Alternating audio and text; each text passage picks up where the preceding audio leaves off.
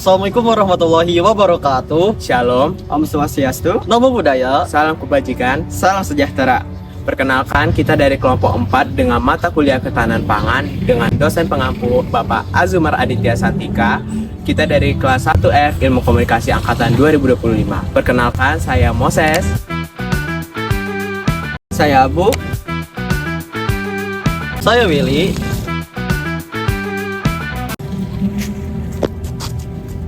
Saya Dewi. Saya Ayah.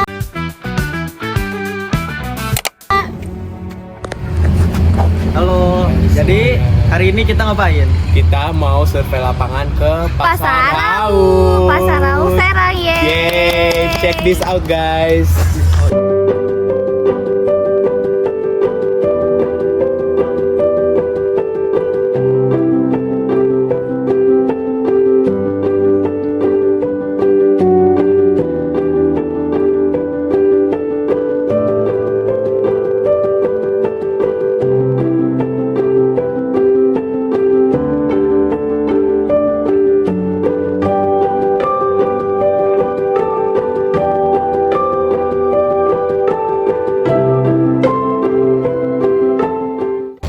Hai. Jadi kita sekarang udah di Pasar Pasar Rau. Rau. Dan Nah. sekarang kita mau observasi dulu ya. Kita mau keliling-keliling dulu buat nyari apa? Narasumber yang bisa diwawancarai. Betul. Betul. Sekarang kita juga bakal mengamati secara langsung dan mengetahui bagaimana sebuah pasar tradisional itu berperan dalam menjaga ketahanan pangan masyarakat setempat, guys. Nah, kalau gitu, let's go. Stay tune teman-teman. Sebelum kita melihat lebih jauh bagaimana Pasar Rau berperan dalam kehidupan masyarakat, kita perlu memahami konsep ketahanan pangan itu sendiri. Berdasarkan Undang-Undang Nomor 18 Tahun 2012, pangan adalah sesuatu yang berasal dari sumber hayati, baik yang diolah maupun tidak diolah, yang dikonsumsi manusia untuk memenuhi kebutuhan hidupnya. Sementara itu, ketahanan pangan adalah kondisi terpenuhinya kebutuhan pangan bagi seluruh masyarakat, baik dari segi jumlah, mutu, gizi, keamanan, keberagaman, hingga keterjangkauan. Ketahanan pangan bukan sekedar tentang apakah masyarakat bisa makan hari ini, tetapi apakah mereka bisa makan dengan aman, sehat, dan keberlanjutan. Untuk menilai bagaimana ketahanan pangan itu terwujud, Food and Agriculture Organization menetapkan 4 pilar penting, yaitu availability, accessibility, utilization, and stability. Yang pertama ada availability atau ketersediaan pangan. Berarti, apakah suatu wilayah memiliki pasokan pangan yang cukup dan beragam? Yang kedua ada accessibility atau akses pangan, berkaitan dengan kemampuan masyarakat memperoleh pangan baik secara fisik maupun ekonomi. Yang ketiga ada utilization, berkaitan dengan bagaimana pangan digunakan oleh masyarakat untuk memenuhi gizi dan kesehatan. Dan terakhir ada stability, berarti kestabilan ketersediaan dan akses pangan dari waktu ke waktu tanpa gangguan yang serius. Nah, dari keempat pilar ini saling berkaitan dan menentukan apakah suatu wilayah benar-benar memiliki ketahanan pangan yang baik. Pasar tradisional seperti Pasar Rau adalah tempat yang sangat relevan untuk melihat keempat pilar ini berfungsi dalam kehidupan nyata.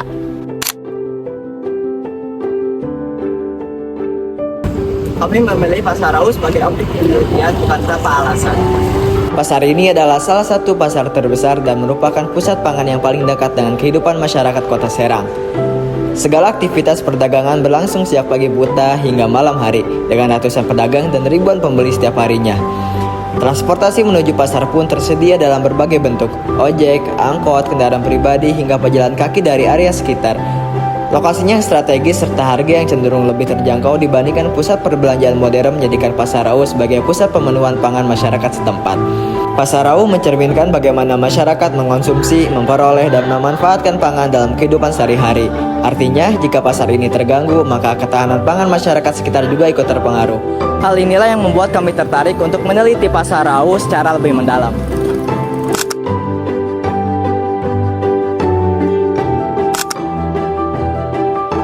Ketersediaan pangan adalah aspek pertama dan paling mudah diamati.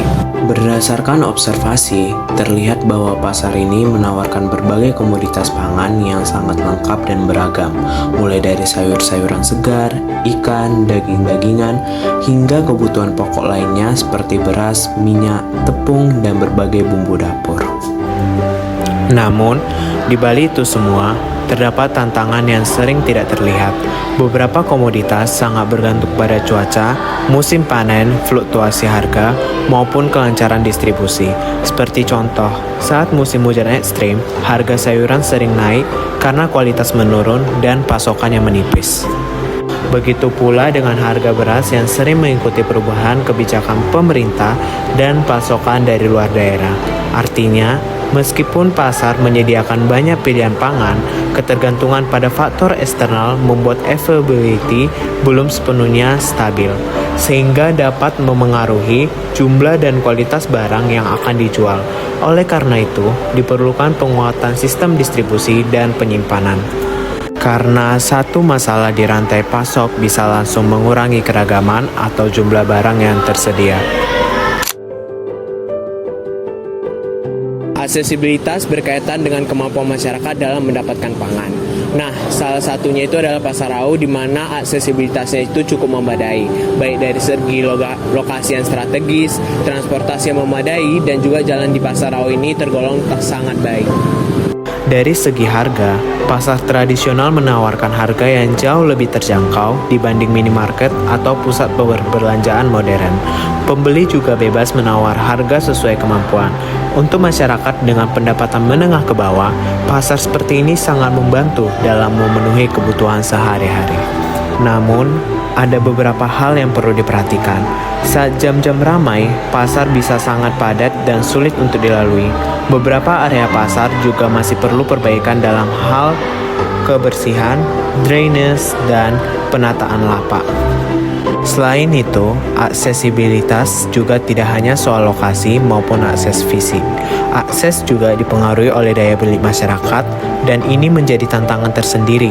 Beberapa pedagang mengeluhkan fluktuasi jumlah pembeli, terutama saat musim paceklik, sehingga harga kebutuhan naik atau karena ekonomi sedang melambat. Sementara itu, bagi sebagian konsumen, meski pasar mudah dijangkau, lonjakan harga dapat membatasi kemampuan mereka untuk membeli pangan yang bergizi. Misalnya, saat menjelang hari-hari besar seperti Lebaran, masyarakat berpenghasilan rendah bisa terdampak secara langsung dan tidak bisa membeli seluruh kebutuhan pangan mereka karena terjadi lonjakan harga. Hal ini menunjukkan bahwa aksesibilitas bukan hanya soal infrastruktur ataupun akses fisik, tetapi juga soal ekonomi. Ketika ekonomi melemah atau harga naik, masyarakat akan kesulitan dalam memenuhi pangan, sehingga akses pangan dapat ikut terganggu. Pemanfaatan pangan berbicara tentang bagaimana masyarakat mendapatkan manfaat gizi yang optimal dari pangan yang mereka konsumsi. Pemanfaatan pangan juga berbicara tentang bagaimana pangan tersebut diolah, disimpan, dan pada akhirnya dikonsumsi oleh masyarakat secara aman dan bergizi. Pasarau menyediakan berbagai pilihan pangan dalam kondisi segar, serta dalam berbagai pilihan kualitas, sehingga memungkinkan masyarakat dapat memilih sendiri apa yang ingin mereka beli sesuai dengan kebutuhan. Dari hasil observasi, terdapat beberapa tantangan dalam pemanfaatan pangan yang terlihat pada aspek sanitasi dan higienitas. Beberapa pedagang belum memiliki fasilitas penyimpanan yang memadai. Selain itu, beberapa komoditas masih diletakkan terbuka tanpa pelindung, bahkan diletakkan dekat area yang kotor atau becek. Kondisi ini dapat mengaruhi kualitas pangan yang dibawa pulang oleh konsumen.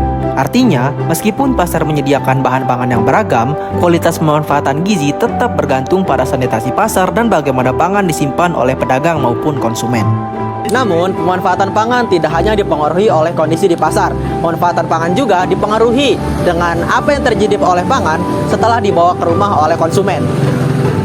Pasarau mendukung 4 pilar ketahanan pangan, yang dimulai dari menyediakan berbagai komoditas, memberikan harga yang terjangkau, menyediakan pilihan bahan pangan yang bisa dimanfaatkan untuk memenuhi gizi keluarga, dan menjaga stabilitas pasokan dengan dukungan distribusi harian.